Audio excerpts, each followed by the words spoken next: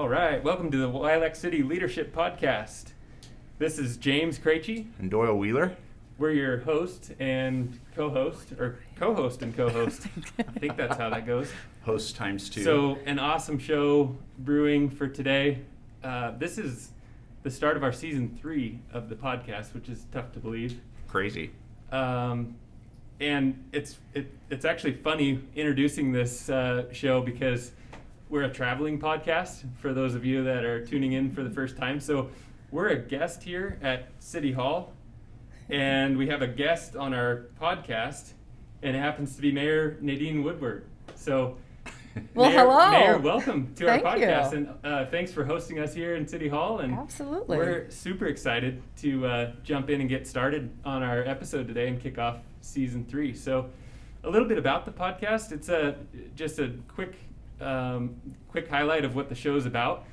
Is that both of us, Doyle and I, are really interested in leadership and the fact that there's so many different styles that can be effective. And then secondly, Spokane, the leaders here in the community are tremendous. So yeah. we want to dive in and really pull out those stories and those effective leadership techniques and strategies that have worked here in the region. So just a little highlight on that. Doyle and I think the two of us met, I don't know, both of us have decent hair and just kind of connected off that way, but I think really our shared leadership style or interest in leadership kind of was why this podcast was born. So yeah, it's interesting when you really think about it. There's so much inspiration out in the internet land, and you find big names that everybody attaches to, and they have leadership advice, but then it becomes very similar. Sure. And what we've found is that there's a lot of business owners, business leaders, community leaders, mayors, and it's very interesting how things have survived in Spokane for 30 years. What's the story there? And so that's what we were aiming to uncover. And I think the best way to start season 3 is with the leader of Spokane. Well, thank you. I appreciate that. So tell us your story. I mean, a lot of us know you as the mayor of Spokane, but others in the community know you as different things, and so Yeah. tell us the story of what brought you here to this particular office. Yeah, so I was a broadcast journalist for 35 years total, 28 of those years in Spokane. My husband and I moved here in 1990. We were newlyweds, and we came both of us had jobs in broadcast journalism. And we're from the west side, so we thought, well, this might be our last stepping stone before we get to, he's from Seattle, I was from Portland area. And we worked here for a couple of years and bought our first home. And boy, when you start putting down roots, the environment, the landscape looks a lot different. And Exactly. We had our first child, a son, and then we had a daughter. And we thought, why would we leave this wonderful place? And so we built our careers here. We raised our children here. They're adults now, living in Seattle. They'll be back. Yeah, I want to work on that so that they have the opportunities that will bring them back. Because I think it's great when they leave to go experience the big city and the opportunities that big cities afford young people, but want them to be able to have opportunities when they come back. Yeah.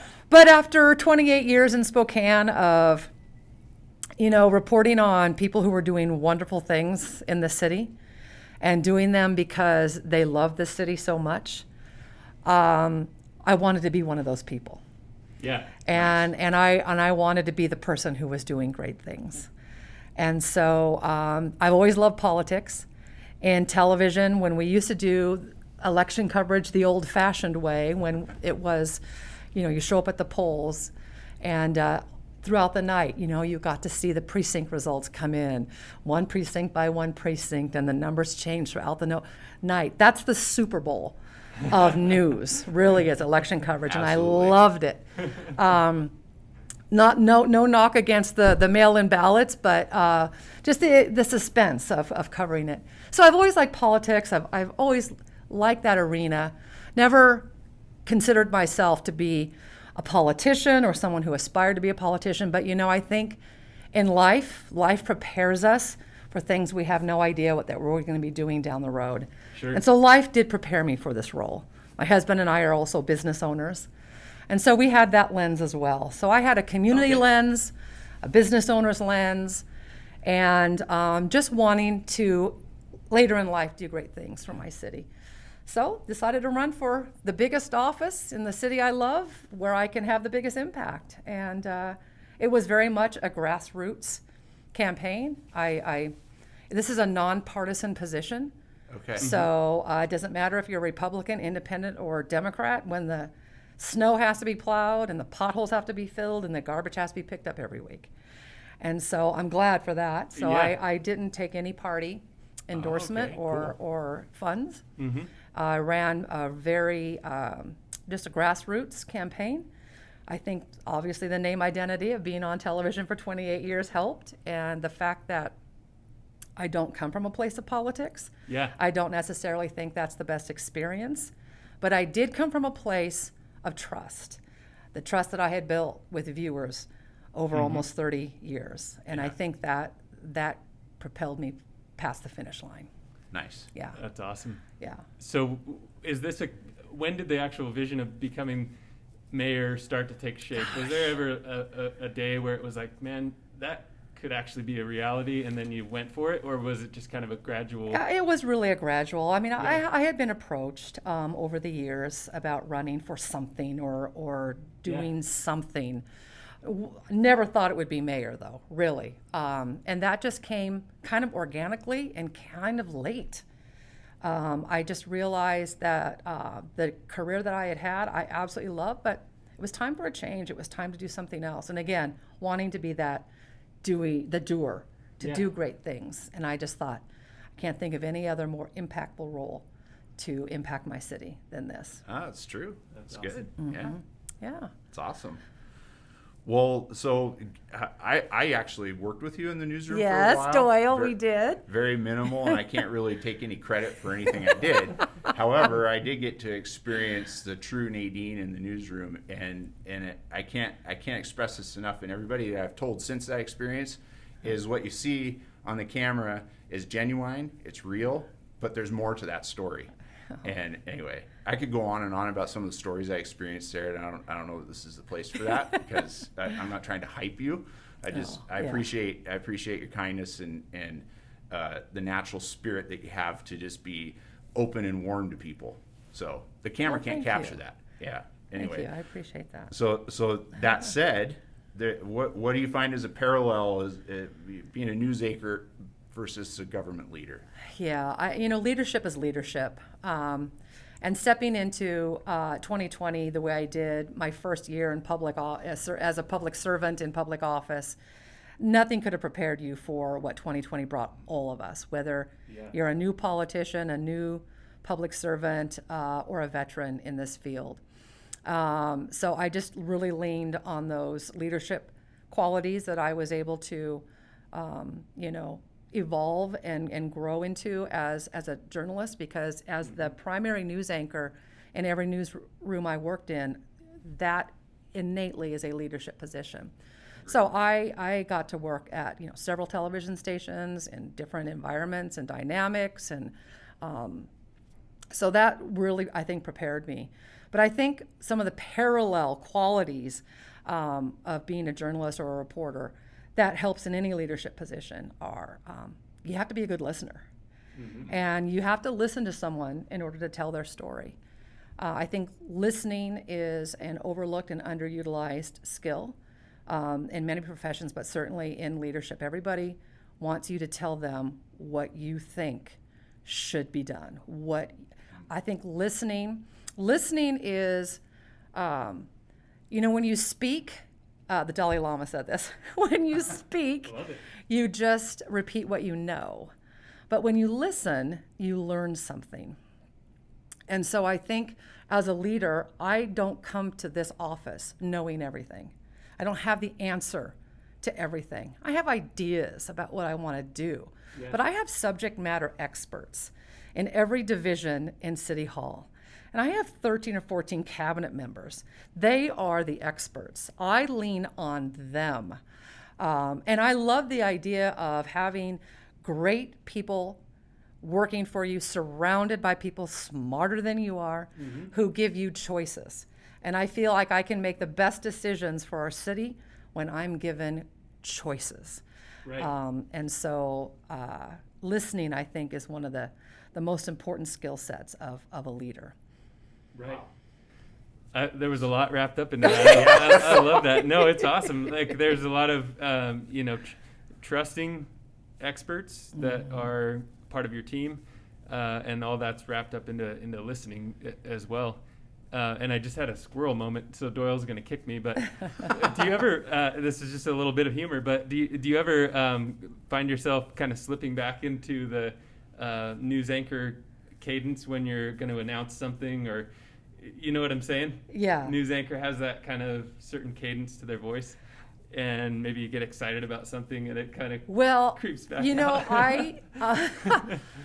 I think it hasn't happened yet on the show, no. no worries there. I wasn't one of those news anchors who put on a different voice or persona when I did my job. Nice. I was who I was. Yeah. I always try to be authentic, and so I never wanted to sound like a news anchor, and have that affected voice and affected persona. I was who I was, just like Doyle said. I always, the role that I had, which is a pretty high profile role. Everybody knows who you are in the community. You live somewhat of a fishbowl lifestyle because you really don't have privacy, and everyone's watching you. But I never identified with my job. My job was what I did. It wasn't who I was. Yep. Same as today. I'm a wife. I'm a mother. I'm a daughter. I'm a sister. I'm a Christian. I'm many more things than the job that I have. As much as I love my job, that's not where I got my identity from. Right. That's awesome. I think that's honestly what makes people effective in leadership roles is just, genuine, authentic. I see that as a theme throughout this city when we look at our great leaders that are out there in private enterprise and, public roles as well. Yeah. There's an authenticity here that is not found in other areas. On that note, what makes Spokane stack up, toe to toe compared to other cities and towns in the nation so well? Well, we have so many great things to offer. Just recreational opportunities, affordability. We are innovative, I think, quite innovative. And even though we've lived under the shadow, I would say, of Seattle for many, many, many years, we are coming into our own. And we are the second largest city in the state. We're on the east side, which is different than the west side, and we are very proud of that. Yeah. And want to maintain that as much as possible. But the secret's out, and we're seeing an influx of people moving here. Right. And especially after this health pandemic, as people from large, dense cities are not wanting to have to experience something like this again, where they're living on top of each other, there's no elbow room, they're working from home and are realizing now that they don't have to live in the city where their job is located. They can live anywhere and take that big city paycheck to a more affordable, smaller town and make it go further and have a better quality of life. And so we are seeing an influx right now. People moving here from Seattle and San Francisco, they know what we've been, some of us, taking for granted for too long. And so that's changing. Yeah.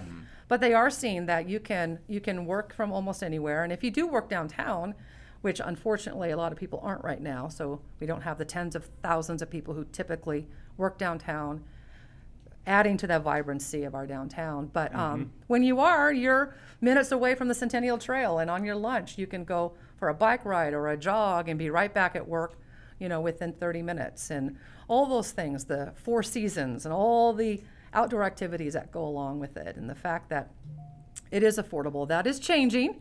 Yeah. Our median, home price is hit now above $300,000, which a lot of people never thought that they'd see that in a long time. Exactly. But things are changing, and with that, when you become discovered, it's hard to maintain all those great qualities that make people want to come here. Yeah. So I think one of the big challenges we're going to see in 2021 and beyond is managed growth as we see people moving here. Totally agree. One thing to side note, the farther out you go, the less expensive property becomes.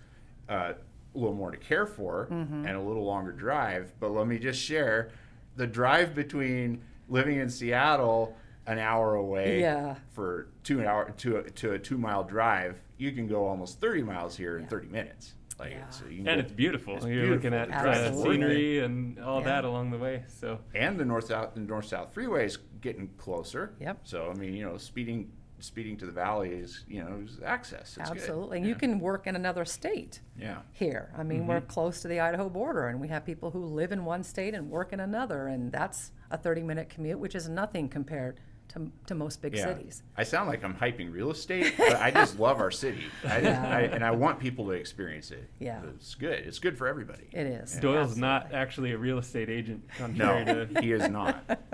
popular But belief. could be. Oh, maybe. Yeah, it sounds like I got the first step of sales. It's all about location. Yeah, say that enough. Yeah. So it's crazy to think what happened in 2020. That seemed like a bit of a blur, and not to get too far into pandemic craziness, but thinking back on 2020 in terms of leadership, how did it change the way that leaders need to look at going forward?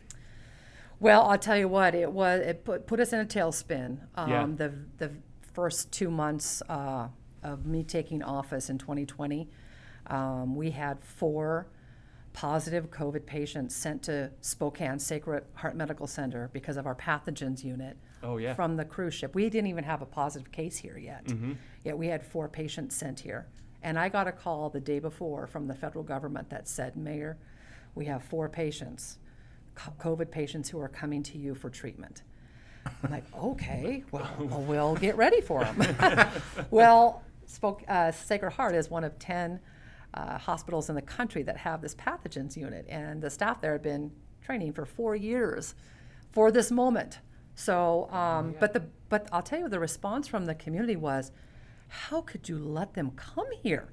Now COVID is going to spread. So we quickly set up a city incident management team, and we were meeting every single day because we knew, we were watching the west side, that it was just a matter of time that we would have COVID cases here. Right. And then within 2.5 weeks, we declared an emergency, and that local city-centric incident command team evolved into what became a regional response, and it was the Emergency Operations Center. So we joined with all the cities in the county, all the entities, agencies, law enforcement, fire, health, you name it. And we stood up an Emergency Operations Center and worked out of there every single day through June. Wow.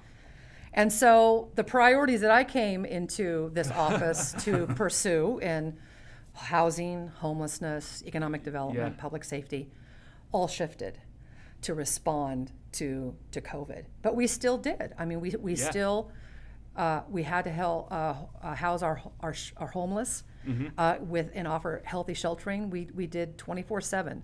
And we actually bought a new shelter with CARES Act funding during 2020. So we provided more sheltering for the homeless during COVID and continue to than we ever have.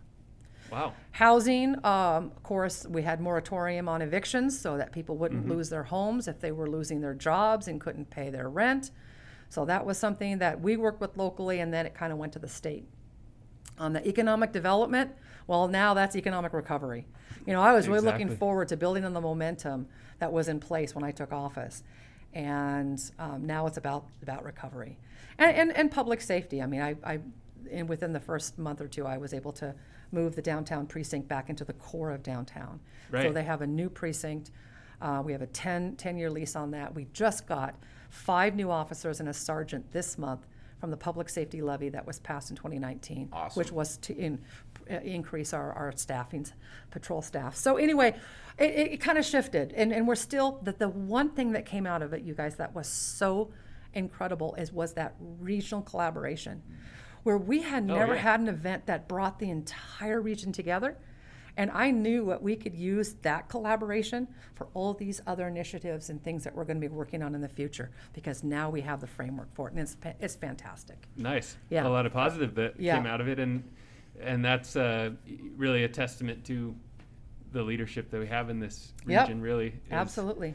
Yeah, you could take a doomsday situation like that and use it to ramp up for, hopefully when we get past this, Yep. that leads to a lot of good. Yeah, I was just thinking, like you're saying about rebuilding, and it's like, well, there's when does that transfer of feeling turn from rebuilding to going forward? And it's like really, when you get hit with something that's totally out of left field that you never expected, only makes us stronger. So it's like it seems like it's personal. COVID 2020 just seems personal to everybody, but when you put all the personalities together, we did it. Like, we're on the upside, things are moving forward, and it's like, now look what we can do.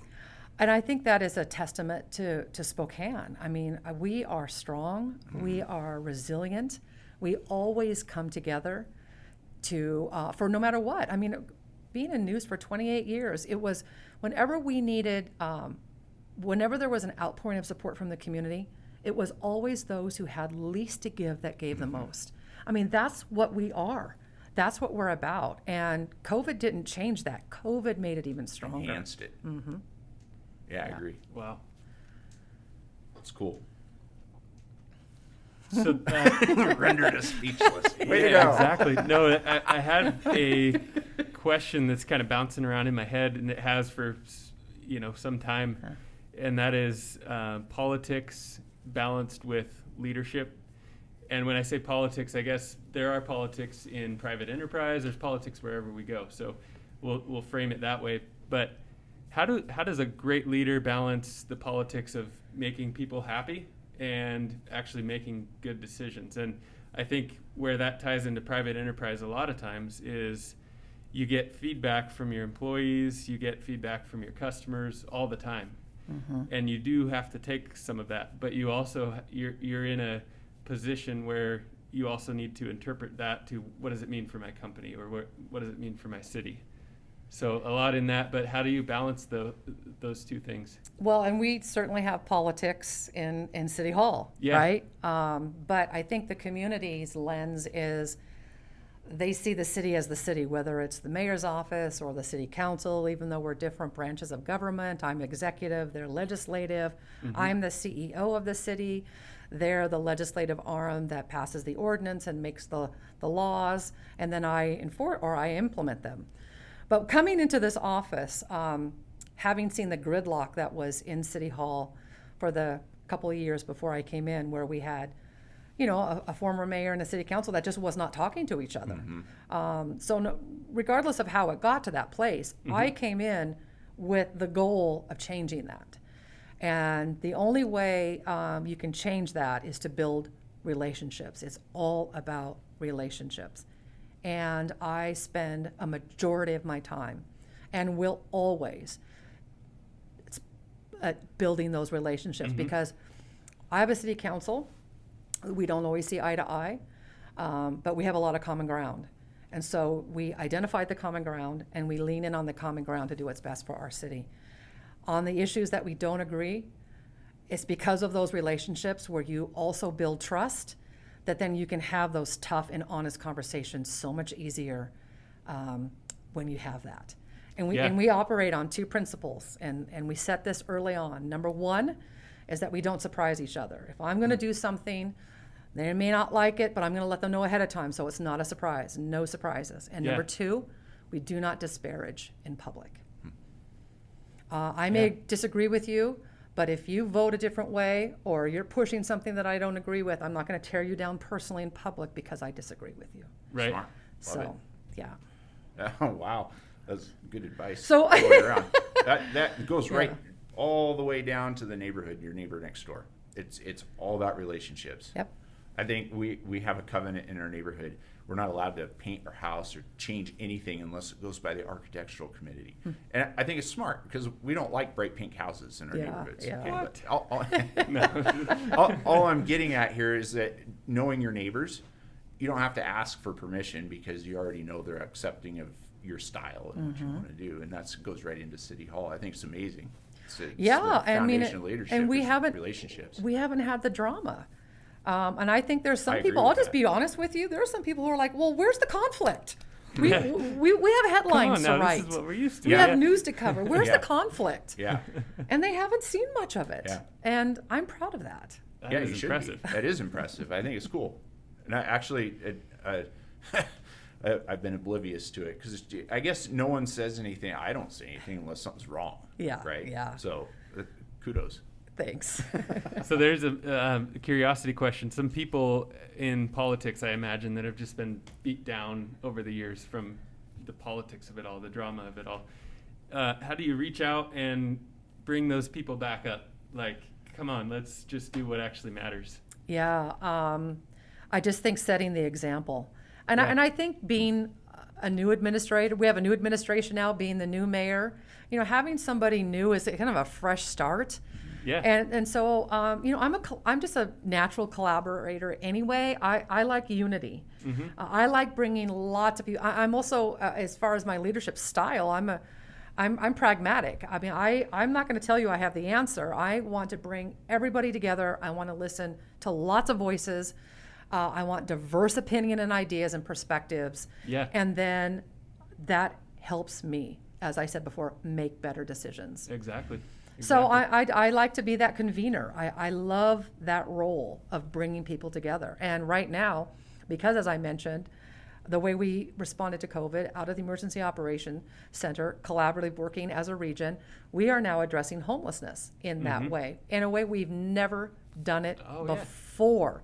Is we've got the county at the table, we've got the valley at the table, we've got the city at the table, and all the other entities that are making decisions together. Because homelessness isn't a Spokane issue; No. it's a regional issue. Right. And I've always said we're not going to solve it, but we're going to do a better job of managing it. But when we come together to do it, we're much more powerful that way. Agreed. Wow. 100% agree. That's awesome.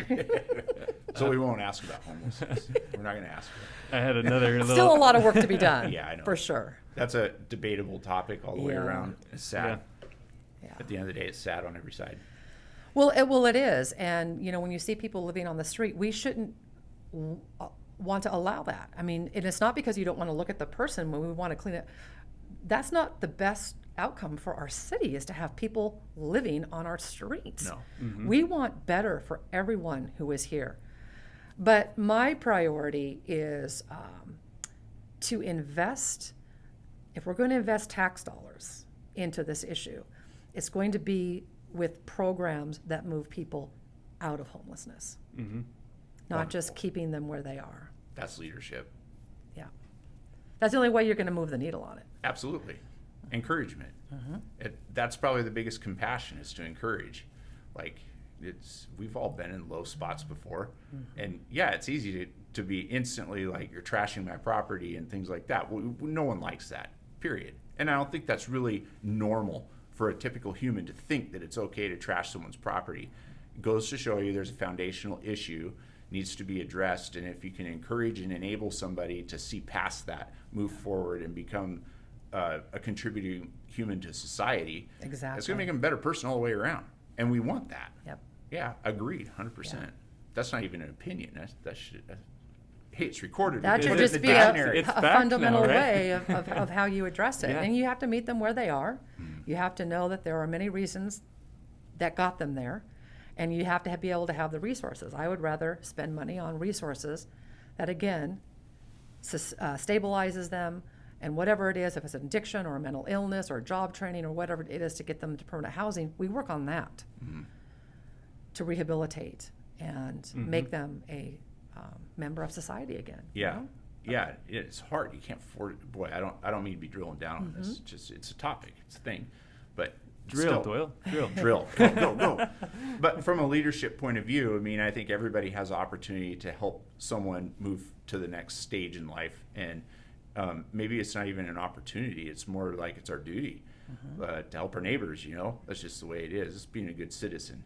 But when people aren't accepting of it, it's easy to just turn that switch off. No, not interested. You know what? You just ruined your chances of me helping you. And then it comes into second chances. And then, and I think what you said at the beginning, it comes down to listening. Maybe there's something that makes people uncomfortable to be a contributing member of society, and we can't force them to do it. They don't want to be forced. They think they're living in their house. Yeah.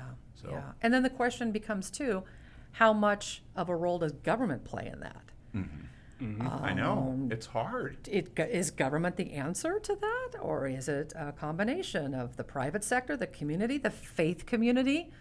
All of those. I don't think government can do it all. We don't have enough money to do it all. Agreed. We have to lean in on all those other partners in our communities to help us address this. And I think there's a disconnect because you have people that have a house, so they pay property tax, and it's supposed to help homeless problems, right? From the government level, there's only so many properties, right?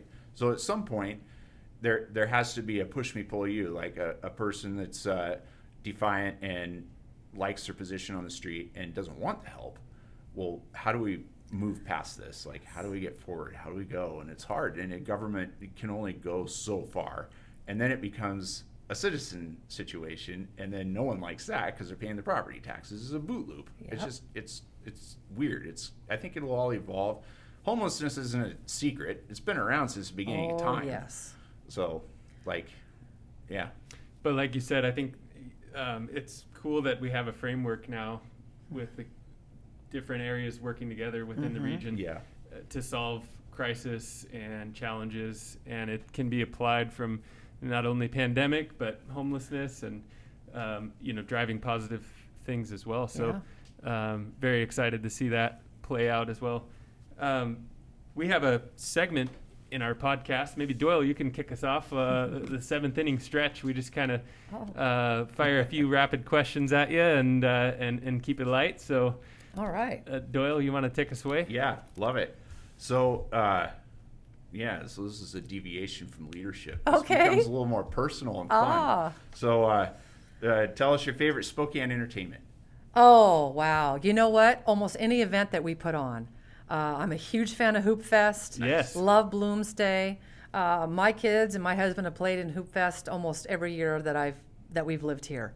I worked most of them, and even with Bloomsday as well. So I don't have one. I love all of our community events that bring community together, and I just think we do such a good job of it. It's amazing. Agreed. I'm smiling under my mask. We have to figure out a good way to replace the smile when we're wearing masks. Right. It's like, your eyes smile. Yeah. You can see it through your eyes. Okay, yeah, that's good. I think so. Okay.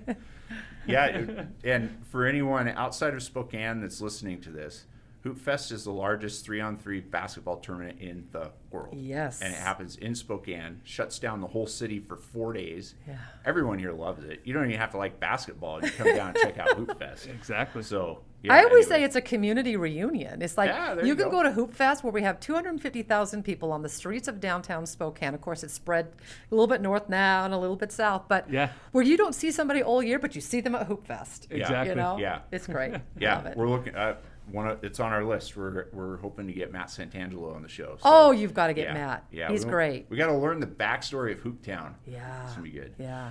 Favorite Spokane coffee shop? No bias. This is Nadine. Had all in the day. Oh, I love coffee. I can't start my day without it, but I love it all. I'm an equal opportunity coffee drinker in Daba, First Avenue on First Avenue. I mean, you name it. Folgers from your own. No, I don't do Folgers. Actually, that's the one I don't do. James, that's the one I don't do. Good to know. Good to know. Doma. I mean, I love it all. It's all good. We have great coffee places here. Yeah. So yeah, we do. I couldn't even begin to list them off.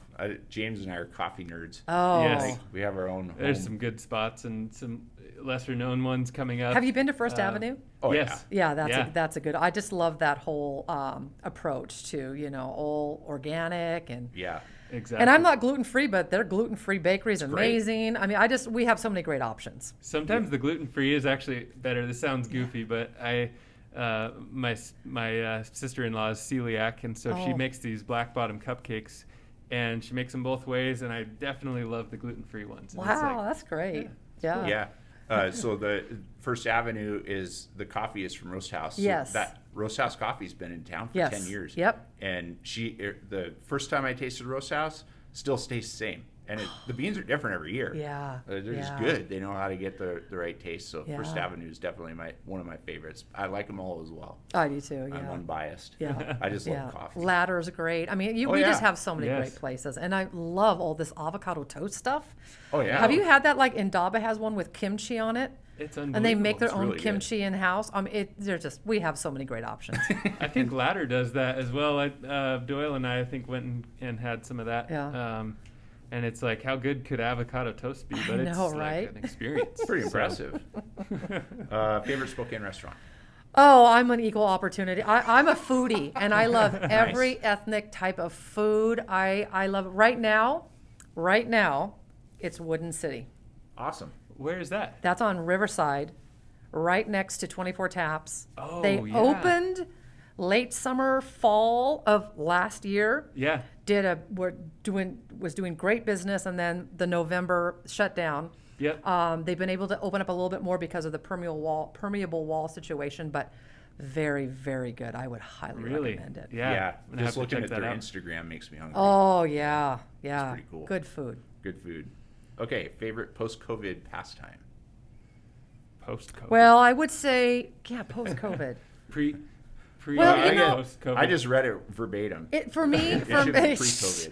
Well, you know Put this what? out It, line and it together. will. It'll be the same. It'll be Yeah. the same pre-COVID, past COVID. It's just enjoying everything that we have to offer. And I'm a foodie, so I go out a lot. And it's any new restaurant, I'm there. I got to try it out. Nice. So I like to support our businesses, and we have Yeah. we have a great culture. You know, we are a regional hub for all of that. Yeah. You know, retail and entertainment, arts and restaurants and all the breweries and the Cork District with the winery, the tasting rooms. I love it all. That's what makes our city so Yeah. easy to celebrate. And that's Yeah. why people come here. Yeah. Well, this is going to air after what I'm about to say is going to happen, so I think it should be okay. We may not have to edit this out. But you heard Wandering Yes, Table. yes. So Baba is going to open. It's going to be a Mediterranean restaurant. Oh my gosh. With that's- Adam. Yeah. Yeah. Oh, He oh, just- so the same owner, but It'll be he's just Adam going to Hickstead. change the. He's just changing everything. model of it and and I can speak on his behalf. I know for a fact that Wandering Table was an experience-driven space, Yeah. and it did not lend well to takeout. It was Right. horrible. It was impossible to make good takeout there. It was easy to make good food, but it wasn't meant Yes. for takeout. Yeah. And so he had this dream for the last 4 years of opening a Mediterranean restaurant. Oh, I love and so- Mediterranean food. Pivot. That's awesome. Matter of fact, I would love to. We should sit down again in a few months and have another one of these and just talk about pivots in leadership, because Yeah. COVID was kind of like the definition of pivot. This is cool. This is neat to see the people that are kind of rising from the ashes. They survived, and it's like, oh my goodness, we could do this. We could do anything. Yeah, You know? yeah. It's pretty Well, cool. a lot of businesses had to reinvent themselves Yeah. and change their business model to adapt. Yeah. You have to be flexible, Yeah. no Yeah. matter what you're doing. Yeah, I mean, Leadership, business, Absolutely. whatever. Yeah, I mean, we open a whole new sector of our marketing strategy because we can't touch anything now. Yeah.